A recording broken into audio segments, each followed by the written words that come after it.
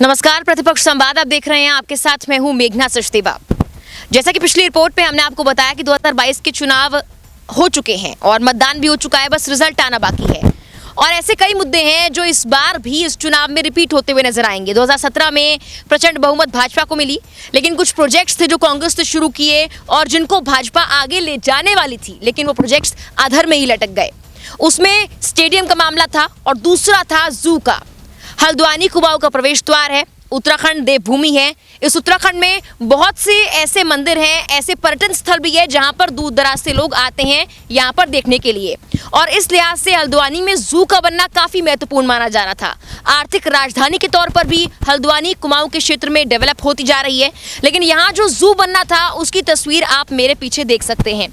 सामान रखा हुआ है, ऐसा लग रहा है कि जू बनने के लिए तैयारी पूरी हो चुकी है, प्लानिंग पूरी है, रोड मैप बन चुका है। लेकिन रोड मैप कहां तक पहुंचेगा, कब पहुंचेगा, किसी को नहीं पता।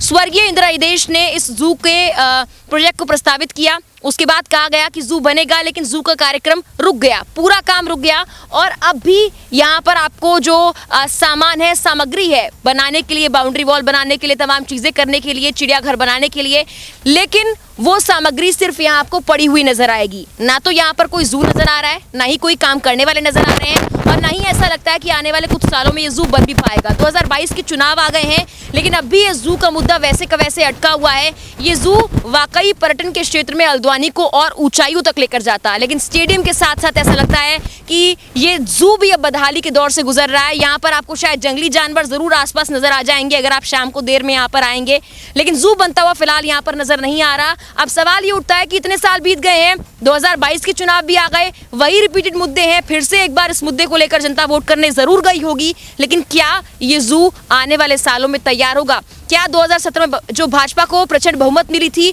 अगर वो भाजपा दोबारा आती है तो जू के काम को आगे ले जाएगी? या फिर अगर कांग्रेस आती है, सुविधा हृदयेश आते हैं जो कि ये दावे करते हैं कि वो अपनी मां के अधूरे सपनों को पूरा करेंगे, क्या वो इस जू के सपने को साकार कर पाएंगे? ये तो आने वाला वक्त ही बताएगा।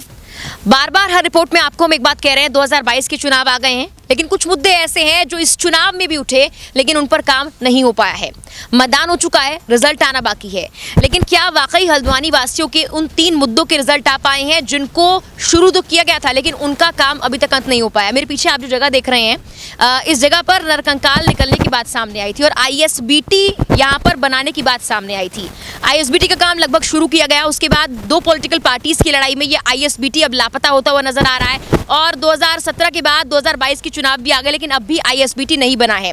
इस जगह पर नरकंकाल निकलने की बात जब सामने आई, उसके बाद 3 पानी के पास भाजपा ने कहा कि जमीन ज्यादा अच्छी है, वहां पर जो जमीन है उसको चिन्हित किया गया, बाकायदा वहां पर ढोल नगाड़े बजाए गए और मिठाई बांटी गई और वहां पर ISBT का काम शुरू करने की बात की गई।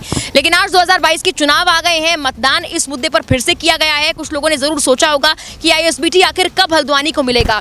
कुमाऊं का प्रवेश द्वार होने के नाते हल्द्वानी लगातार डेवलप कर रहा है और यहाँ पर यातायात की समस्या बहुत बढ़ती जा रही है। रिंग रोड और ISBT का मुद्दा एक ऐसा मुद्दा है जिस पर लगातार जनता अपनी आवाज बुलंद करती रही, लेकिन इस बार के प्रचार प्रसार में ना तो आवाज नजर आई और ना ही उसका परिणाम नजर आने लगा है। 2022 के चुनाव के बाद भी ये तस्वीर आप मेरे पीछे दिख रहे हैं, जहां पर काम रोका गया था, जहां पर काम शुरू हुआ था, और वो 3 पानी के पास की जगह वहां पर भी ISBT नहीं बन पाया है। अब सवाल ये उठता है कि एक तरफ तो स्वर्गीय इंदिरा हृदयेश के बेटे कहते हैं कि वो अगर विधायक बनते हैं तो वो इस काम को पूरा कराएंगे, अधूरे सपनों को पूरा कराएंगे। दूसरी ओर बीजेपी 2017 में ये दावा कर चुकी है कि वो ISBT का काम शुरू कराने के लिए पूरी तरह से प्रतिबद्ध है।